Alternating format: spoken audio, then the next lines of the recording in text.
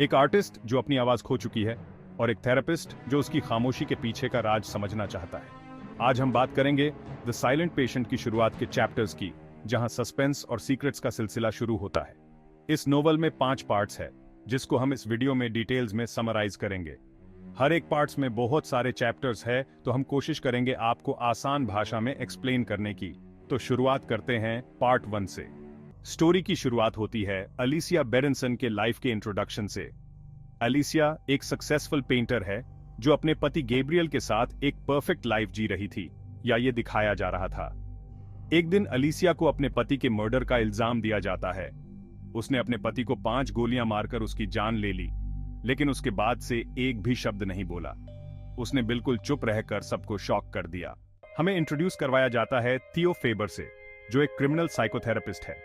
थियो को अलिसिया के केस में इंटरेस्ट इसीलिए होता है क्योंकि वो उसके साइलेंट नेचर को समझना चाहता है। उसका मानना है कि अलिसिया के चुप रहने के पीछे कोई गहरा साइकोलॉजिकल ट्रॉमा है और वो उसे बोलने पर मजबूर करना चाहता है। थियो की अपनी पर्सनल लाइफ के बारे में हमें ज्यादा मालूम होता है। उसका चाइल्डहुड भी ट्रॉमेटिक था और शायद इसीलिए वो अलिसिया से इमोशनली कनेक्ट करता है। थियो काफी इंटेंस और डिटर्मिन्ड है अलिसिया के केस को समझने के लिए। अलिसिया का चुप रहना उसके लिए एक मिस्ट्री है और वो सोचता है कि ये उसके अपने पास्ट के अनरिजॉल्व्ड इश्यूज को भी एड्रेस करने का एक तरीका बन सकता है। इन चैप्टर्स में अलिसिया की डायरी के एंट्रीज पढ़ी जाती हैं। ये डायरी वो अपने पति गैब्रियल के मर्डर से पहले लिख रही थी। अलिसिया अपनी लाइफ के बारे में काफी कुछ लिखती है और हमें ये मालूम पड़ता है कि उसका लाइफ इतना परफेक्ट नहीं था जितना दिखाया जा रहा था। गैब्रियल का बिहेवियर उसे इमोशनली अफेक्ट कर रहा था और उसकी अपनी मेंटल स्टेट धीरे धीरे खराब हो रही थी। थियो डिसाइड करता है कि वो अलिसिया को ट्रीट करेगा, चाहे उसका साइलेंस कितना भी गहरा क्यों ना हो। उसका एम ये है कि वो अलिसिया को बोलने पर मजबूर करे और उसके अंदर जो सीक्रेट है उसे बाहर निकाले। और ये था द साइलेंट पेशेंट के पहले 10 चैप्टर्स का समरी। थियो और अलिसिया की कहानी अभी बस शुरू हुई है। थियो क्या अलिसिया का साइलेंस तोड़ पाएगा, या फिर अलिसिया के अंदर कोई और भी बड़ा राज छुपा है? जानने के लिए बने रहिए हमारे साथ अगले पार्ट में, जहां हम आगे की कहानी एक्सप्लोर करेंगे। अलिसिया बेरेंसन का राज, जो अब तक एक भी शब्द नहीं बोली, और थियो फेबर, जो उसकी चुप्पी तोड़ने के लिए सब कुछ दांव पर लगा चुका है। अब हम पार्ट 2 के चैप्टर्स 1 से 24 तक की कहानी को डिटेल में समझेंगे। क्या थियो को अलिसिया के साइलेंस का जवाब मिलेगा, या कुछ और भी बड़ा राज सामने आएगा? अब चलते हैं पार्ट 2 की ओर। थियो फाइनली अलिसिया को ट्रीट करने की कोशिश करता है, लेकिन शुरुआत में उसे कोई सफलता नहीं मिलती। अलिसिया अभी भी बिल्कुल चुप है। थियो उसे सेशंस में प्रोवोक करने की कोशिश करता है ताकि वो कुछ बोले। थियो के एफर्ट्स के दौरान हम धीरे धीरे अलिसिया की लाइफ के बारे में और जानने लगते हैं। उसके चाइल्डहुड ट्रॉमा, उसके एब्यूसिव फादर और उसके पास्ट के बहुत से पेनफुल एक्सपीरियंसेस जो उसकी साइकी को गहराई से प्रभावित करते हैं। थियो ये समझ जाता है कि अलिसिया की चुप्पी का कनेक्शन कहीं ना कहीं उसके पास्ट से है और उसे खोलने के लिए उसे अलिसिया के मेंटल स्टेट को समझना होगा। थियो के ऑब्सेशन के बारे में भी हमें और जानने को मिलता है। थियो की खुद की लाइफ भी नॉर्मल नहीं है। वो अपनी वाइफ कैथी के साथ एक ट्रबल्ड मैरिज में है। कैथी का अफेयर चल रहा है और थियो इमोशनली टूट रहा है। इसके बावजूद वो अलिसिया की केस में पूरी तरह डूबा हुआ है। कहीं ना कहीं थियो अलिसिया में अपने खुद के दर्द को देखता है और शायद इसीलिए वो उसकी मदद करने के लिए इतना डिटर्मिन्ड है। थियो के सेशंस के दौरान हमें अलिसिया के आर्टिस्टिक एक्सप्रेशंस का भी पता चलता है। उसने एक पेंटिंग बनाई थी जिसका नाम था अल्सेस्टिस। ये ग्रीक मिथोलॉजी पर बेस्ड है, जहां एक वुमन अपने पति के लिए अपनी जान दे देती है और फिर वापस आती है, लेकिन वो पूरी तरह बदल चुकी होती है। थियो को लगता है कि इस पेंटिंग का मीनिंग अलिसिया के करंट स्टेट से जुड़ा हुआ है। अब थियो को अलिसिया की डायरी के कुछ और एंट्रीज मिलती हैं, जो और भी शॉकिंग है। अलिसिया अपने डायरी में लिखती है कि वो किसी अजनबी से डरती थी जो उसे फॉलो कर रहा था। इस अजनबी ने अलिसिया के घर के बाहर कई बार उसे देखा और उसने गैब्रियल को भी इसके बारे में बताया, लेकिन गैब्रियल ने इसे इग्नोर किया। अलिसिया के फियर और पैरानोया में एक बड़ा ट्विस्ट आता है जब वो लिखती है कि एक रात उसने उस अजनबी को घर के अंदर देखा और तभी से उसकी मेंटल स्टेट और भी खराब हो गई। थियो अब अलिसिया के केस को और गहराई से समझने के लिए उसके आसपास के लोगों से बात करता है। वो जीन फेलिक्स, जो अलिसिया का आर्ट गैलरी मैनेजर था, और डायोमीडीज, जो ग्रोव मेंटल फैसिलिटी का हेड है, से बात करता है। जीन फेलिक्स से बात करके थियो को पता चलता है कि अलिसिया और गैब्रियल के बीच कुछ सही नहीं था और अलिसिया काफी इनसिक्योर और एंग्शियस रहती थी। जॉन फेलिक्स को अलिसिया से प्यार था, लेकिन उसने कभी इसे कन्फेस नहीं किया। थियो की इन्वेस्टिगेशन में उसे और भी शॉकिंग बातें पता चलती हैं। गैब्रियल के अफेयर के बारे में भी हिंट मिलता है और इससे थियो को शक होने लगता है कि शायद गैब्रियल के बिट्रेयल ने अलीसिया को इतना टूटने पर मजबूर किया होगा। इन चैप्टर्स में थियो की खुद की पर्सनल स्ट्रगल्स और ज्यादा इंटेंसिफाई होती है। कैथी का अफेयर उसके लिए अनबेरेबल हो जाता है और वो इस गिल्ट के साथ जी रहा है कि वो अपनी वाइफ को खो चुका है। इसके बावजूद थियो अलीसिया के केस में पूरी तरह डूबा हुआ है। थियो अलीसिया के साथ एक और ब्रेक थ्रू सेशन करता है जिसमें अलीसिया पहली बार अपने आर्ट के जरिए अपने इमोशंस को एक्सप्रेस करती है। अलीसिया एक नई पेंटिंग बनाती है जिसमें वो खुद को और गैब्रियल को डिपिक्ट करती है, लेकिन ये पेंटिंग काफी डिस्टर्बिंग होती है।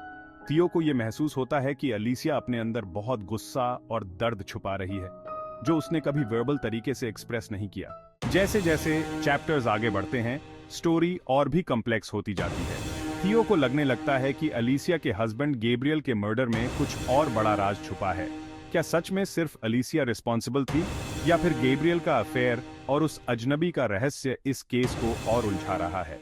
तो दोस्तों, पार्ट 2 के 24 चैप्टर्स तक कहानी में ट्विस्ट्स और सस्पेंस लगातार बढ़ते जा रहे हैं। अलीसिया का साइलेंस तोड़ा नहीं जा सका, लेकिन उसके आर्ट और डायरी ने कई राज खोल दिए हैं। थियो की खुद की लाइफ भी इस केस के साथ उलझती जा रही है। क्या थियो अलीसिया को बोलने पर मजबूर कर पाएगा? क्या अलीसिया का पास्ट ही उसके प्रेजेंट को डिफाइन कर रहा है? अगले पार्ट में जानेंगे और भी शॉकिंग रेवलेशंस। पार्ट 3 की शुरुआत में हमें थियो की डीपर साइकोलॉजिकल स्टेट के बारे में और भी जानकारी मिलती है। थियो की पर्सनल लाइफ एकदम कैओटिक हो चुकी है। कैथी के अफेयर ने उसे इमोशनली ड्रेन्ड कर दिया है। इसी बीच थियो अलीसिया से और ज्यादा जुड़ने की कोशिश करता है, लेकिन उसकी चुप्पी अब भी टूटी नहीं है। एक सेशन में अलीसिया एक नया डिस्टर्बिंग आर्ट पीस बनाती है जिसमें काफी वायलेंट इमेजरी होती है। थियो इस आर्ट को देखता है और समझ जाता है कि अलीसिया के मन में कुछ बहुत गहरा और डार्क छिपा हुआ है। थियो को यह एहसास होता है कि अलीसिया को प्रोवोक करना ही एक रास्ता है जिससे वो बोल सकती है। वो उसे डायरेक्टली गैब्रियल के बारे में बातें पूछता है, उसकी मैरिज की डिटेल्स जानने की कोशिश करता है।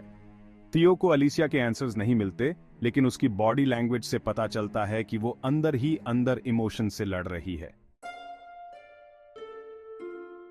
इस चैप्टर में थियो की खुद की स्ट्रगल्स और ज्यादा इंटेंस होती है। कैथी के अफेयर के बारे में जानकर उसे और भी गुस्सा आता है और वो खुद को इमोशनली शैटर्ड महसूस करता है। थियो की ऑब्सेशन अब सिर्फ अलीसिया को लेकर नहीं है, बल्कि उसकी खुद की जिंदगी के बिखरते पहलू भी उसे अंदर से तोड़ रहे हैं। थियो का अपना साइकोलॉजिकल ट्रॉमा अलीसिया के ट्रॉमा से रिफ्लेक्ट होने लगता है। अब उसके सेशंस के दौरान वो सिर्फ अलीसिया के केस पर ध्यान नहीं दे रहा, बल्कि कहीं ना कहीं अपनी खुद की इमोशनल टर्मोइल भी प्रोसेस कर रहा है। क्या थियो अलीसिया की मदद कर रहा है या वो खुद इस प्रोसेस में उलझता जा रहा है?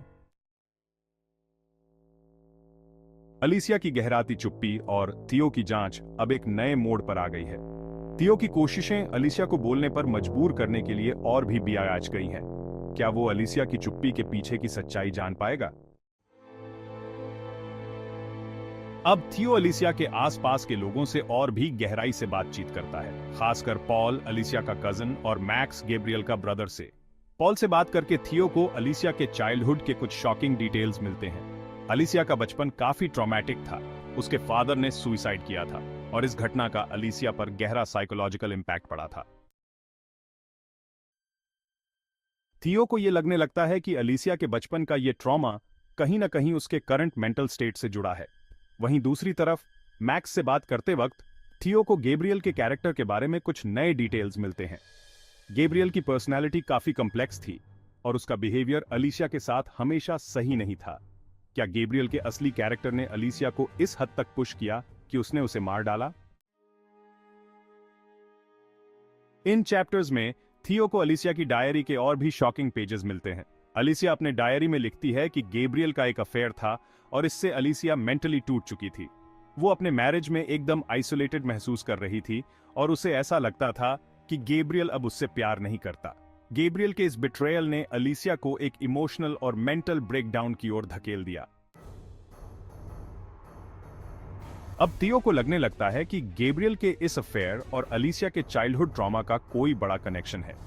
क्या अलीसिया की चुप्पी और उसके पेंटिंग का वायलेंट नेचर इसी बिट्रेयल से जुड़ा हुआ है? क्या गैब्रियल का अफेयर ही वो ट्रिगर था जिसने अलीसिया को मर्डर करने के लिए मजबूर किया?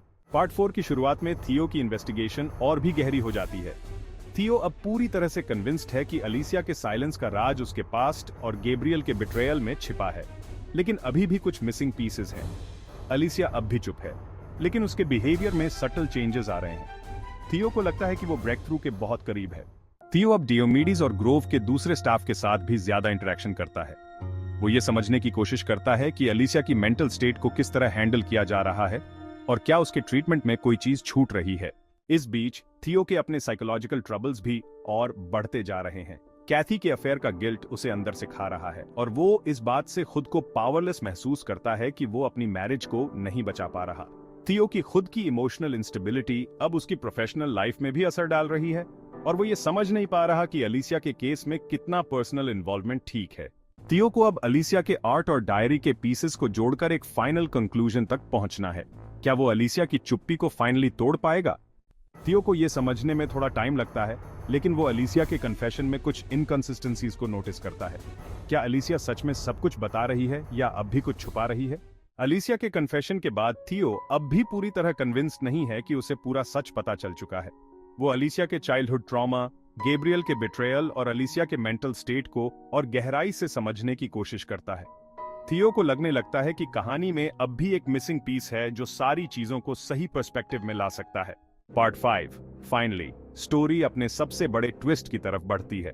थियो को एक शॉकिंग रेवलेशन मिलता है। ये पूरा केस जितना कॉम्प्लेक्स दिखता था उससे कहीं ज्यादा ट्विस्टेड है।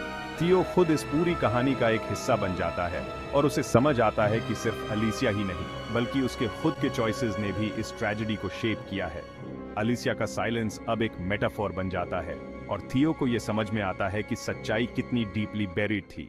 एंडिंग में अलीसिया की पेंटिंग और उसकी डायरी में छिपे क्लूज थियो को एक ऐसे सच तक पहुंचाते हैं जिसे उसने कभी एक्सपेक्ट नहीं किया था। तो दोस्तों, एक ऐसा साइकोलॉजिकल थ्रिलर है जो आपको लगातार सोचने पर मजबूर करता है। थियो और अलीसिया की ये ट्विस्टेड कहानी हमें ये सिखाती है कि कभी-कभी सच्चाई जितनी सिंपल दिखती है उससे कहीं ज्यादा कॉम्प्लेक्स होती है।